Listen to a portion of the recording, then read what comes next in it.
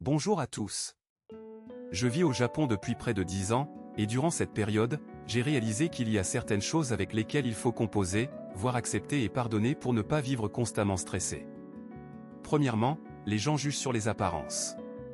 Certains étrangers disent que vous serez toujours considérée comme une étrangère au Japon, qu'on ne vous acceptera jamais comme l'une des leurs, que vous resterez une étrangère toute votre vie. Je ne suis absolument pas d'accord avec cette opinion. Je pense qu'il est possible de se sentir intégré au sein d'une communauté japonaise si vous êtes connu de longue date, si vous avez des amis, si vous parlez japonais couramment et si on vous accepte tel que vous êtes. Cependant, je ne nierai pas le fait que les Japonais jugent sur les apparences, et pas seulement eux, bien sûr. Dans n'importe quel pays, les gens jugent sur les apparences, mais au Japon, 99% de la population est japonaise. Par conséquent, en tant qu'étrangère à l'apparence non asiatique, vous vous démarquez toujours, aussi bien que vous parliez japonais, même avec des décennies de pratique au Japon, même si vous possédez la nationalité japonaise. Vous aurez toujours l'air d'une étrangère. Certaines personnes me disent parfois dans les commentaires que je ressemble à une japonaise, mais ce n'est pas le cas. Regardez mon profil, regardez mes yeux une fois de plus, je ne ressemble pas à une asiatique, du moins pas aux yeux d'un japonais. À 5 km, ils voient que je suis une étrangère, et ce fait est impossible à effacer.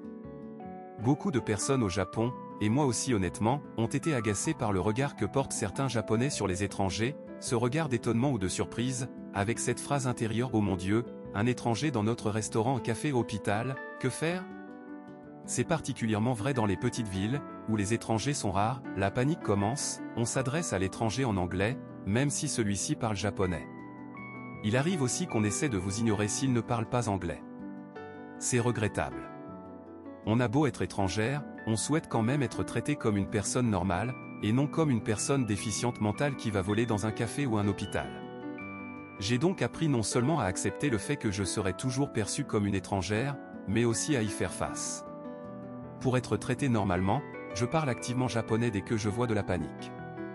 Par exemple, à l'hôpital, lorsque je vois la peur sur les visages des infirmières ou des médecins, je commence à parler japonais couramment. Si une infirmière me fait une prise de sang, je lui explique en japonais que j'ai 28 ans, que je suis un peu anxieuse, que je crains de m'évanouir, et que je préférerais m'allonger. J'ai expliqué avoir fait une chute de snowboard et que je crains une blessure au coccyx, et qu'une radio serait utile.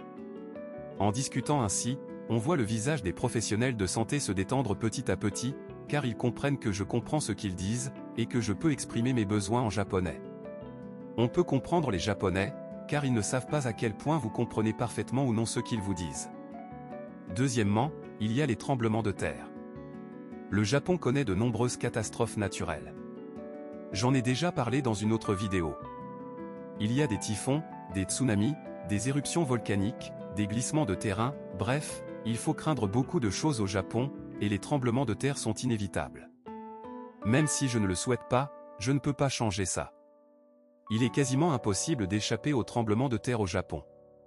Il existe des zones très dangereuses, proches des failles sismiques. Tokyo et Yokohama, par exemple, sont situés dans une zone à risque, dite rouge, où la probabilité d'un séisme de magnitude supérieure à 7 sur l'échelle de Richter dans les 30 prochaines années est de 7%. C'est assez important, même si ces deux plus grandes villes japonaises abritent des millions d'habitants. Alors, si un grand tremblement de terre secoue Tokyo, ne me dites pas que je l'avais prédit, ou qu'une voyante l'avait prédit, car tout le monde est au courant. Il existe des données scientifiques qui confirment cette probabilité. Les Japonais le savent, et ils l'acceptent. Il existe bien sûr des zones plus sûres, mais une petite probabilité de séisme de grande ampleur subsiste partout au Japon. Pour vivre au Japon sans être constamment stressé par cette menace, il faut l'accepter ou déménager dans un autre pays, de préférence en construisant une maison résistante au séisme. Troisièmement, le conservatisme politique. Le Japon est un pays assez conservateur, et ce n'est pas seulement parce que les Japonais sont traditionnels et attachés à leurs coutumes. La principale raison est que 25% de la population japonaise a plus de 65 ans, et l'âge moyen est de 49 ans, le plus élevé au monde. Ce vieillissement de la population, combiné à un faible taux de natalité, signifie que même si tous les jeunes Japonais de 20 ans votent, ils seront toujours surpassés par les voix des plus de 50 ans. La jeune génération n'a donc quasiment aucun impact sur la politique. C'est un problème profond au Japon, qui déplaît même aux jeunes, mais qui est malheureusement difficile à résoudre rapidement. Nous, jeunes Japonais et moi-même, avons appris à vivre avec ça, même si la situation pourrait changer à l'avenir. Pour l'instant, la plupart des décisions du gouvernement japonais sont très conservatrices et à la traîne par rapport aux autres pays. Par exemple, en raison du Covid-19, le Japon est resté fermé et n'a pas l'intention de rouvrir entièrement ses frontières, notamment à cause des craintes de la population âgée vis-à-vis du virus et des étrangers. Il privilégie une stratégie de sécurité maximale, au détriment d'un développement économique plus rapide, alors que la jeune génération aspire à un développement économique plus dynamique. Quatrièmement, la cuisine et les produits japonais. J'ai la chance d'aimer beaucoup la cuisine japonaise. Je cuisine surtout japonais à la maison, et cela ne me lasse pas, même après 10 ans. Mais si vous n'aimez pas la cuisine japonaise, ou si elle vous lasse rapidement, alors la vie au Japon peut être plus difficile. Si vous voulez préparer du bortsch, des boulettes, des pierogi, etc., c'est difficile au Japon, car beaucoup de produits courants en Europe de l'Est sont rares et chers au Japon. Une betterave peut coûter 3 $ ou plus, et on ne la trouve pas partout. Le pain noir est pratiquement introuvable, tout comme le kéfir.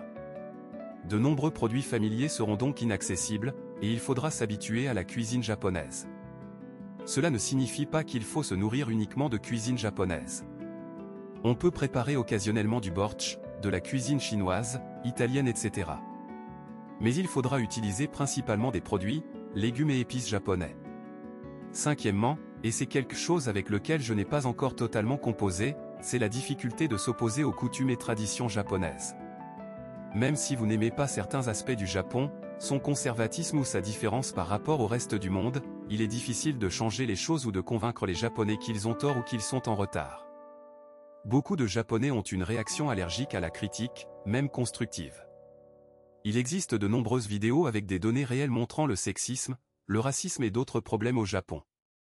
Et même si ces vidéos ne visent pas à humilier le Japon, mais plutôt à montrer les points à améliorer, les Japonais réagissent souvent par un déni total. S'il y a une critique du Japon, et surtout si elle vient d'un étranger, les commentaires des Japonais seront souvent du genre « rentrez chez vous ». Ils ne reconnaissent pas que de tels problèmes existent au Japon. Je ne sais pas pourquoi, mais peut-être que l'autodérision est peu développée au Japon.